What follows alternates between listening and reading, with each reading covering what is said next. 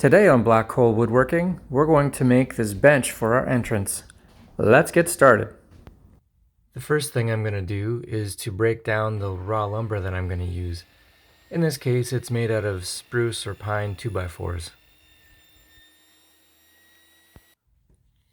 Next up is the task of making these things flat and square.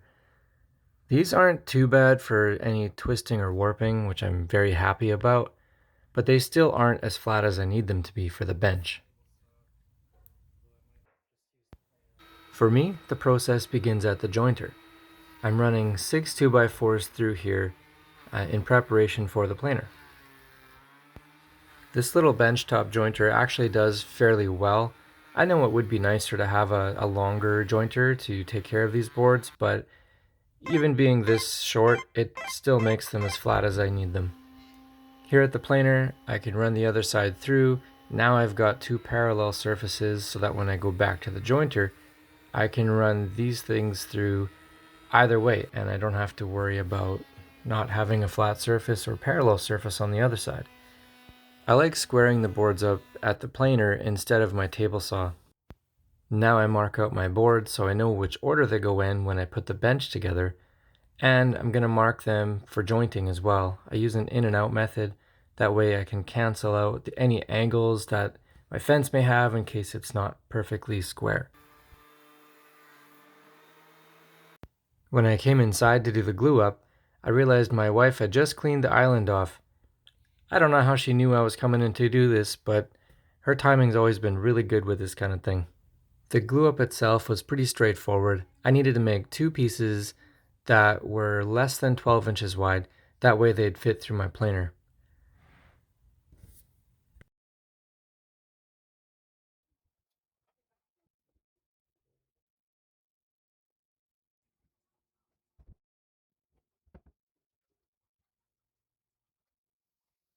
And this would be the shop wanderer. His name is Moose. I love it when the vacuum clogs up. Alright, back to work.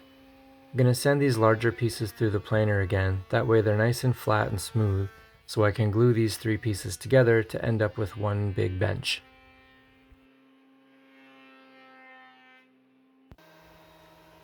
This little 2x4 is going to get added to the bench so I get the full and final width that I need.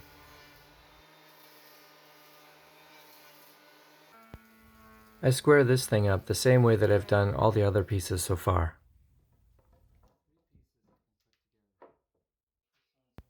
I line them up again one more time so I can make sure I keep them in the right order, and that way the jointing will once again go as smooth as I can. These pieces are pretty big, so they're a little heavier to get through that jointer, especially at the height I have it right now. Doing the little guy first is just easy and fun. Getting through these big ones wasn't too bad. I once again found that our island was nice and clear and ready to use, so I did. This part of the glue up went pretty easy. These three pieces needed a little bit of convincing, but it really wasn't hard because they had been nice and flat from the previous steps.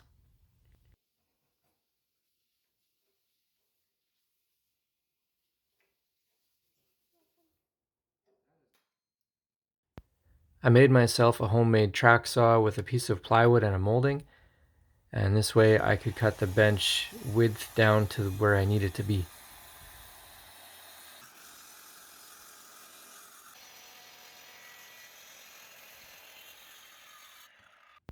Dry fitting the bench in place went really well. I didn't have to actually take it out to recut it like 15 times, which would be normal for me. Sanding this thing took quite a while, so let's skip that part. Mostly. I put a large chamfer on the edge of the bench, just makes it a little more comfortable when we sit there.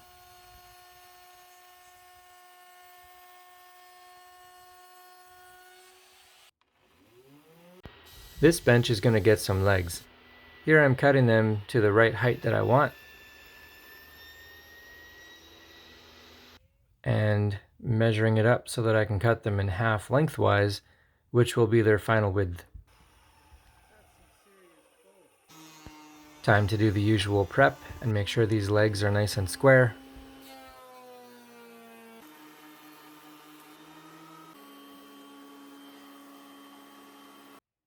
These legs are going to have a piece of wood that goes across the top as well, part of the bracing. And to do that, I'm actually going to put them together at a 45 degree. That way they'll just look nicer from the front when you look at the bench.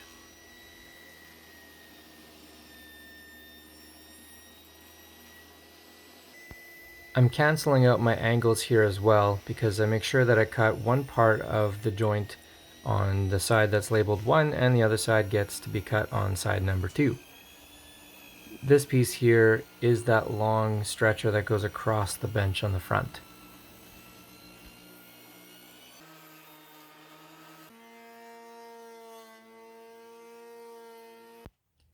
Here I'm getting my stop block set up because I'm going to put a half lap joint for this stretcher that goes across the front of the bench.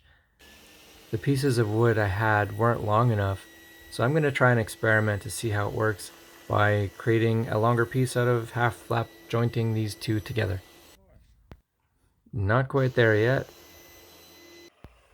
Now we're there.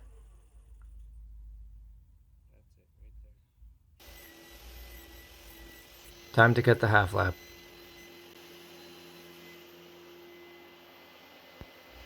The saw blade I use is a flat top grind, which makes a nice smooth surface for these joints.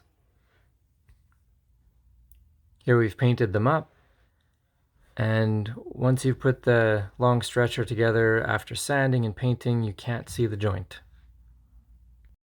We are finishing the underside of the bench by painting it, just to make sure it's all sealed up and should limit the amount of wood movement.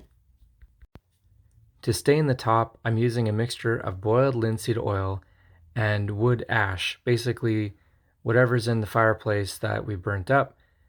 It makes a really nice stain. I found that this stain works really well even if you've used the old wooden crack spackle to cover any gaps in your joints, or let's say there's some problems in the wood that you need to fix. This stuff actually makes those nice and dark, and it just really adds character. If you're not going for a rustic look, this might still work, but for me, I've mostly used this on pine and spruce and maybe a little bit of poplar. So try it out if you like it. For us, it works really well to stain these types of wood.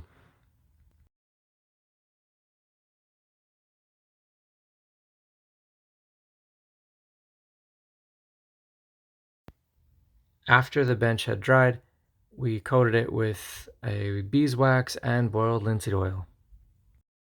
Hey, if you're liking what you're seeing in these videos, go ahead and subscribe to my channel and hit that like button. It really helps me out.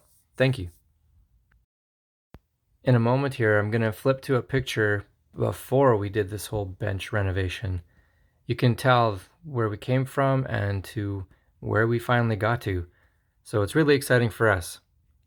This is before, lots of renos, and this is after. It was a lot of fun.